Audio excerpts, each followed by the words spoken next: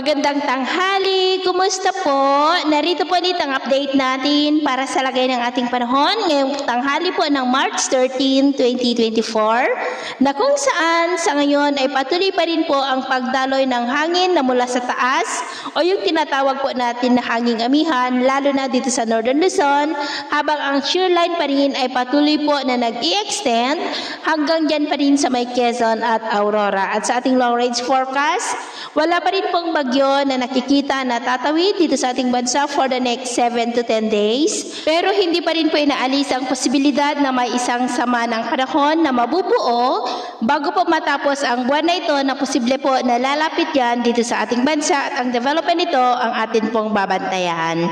At sa lagay po ng ating panahon, ngayong tanghali ay maayos ang panahon sa malaking bahagi ng ating bansa pero may tsansa pa rin ng maulap na kalangitan with isolated rain sa ilang bahagi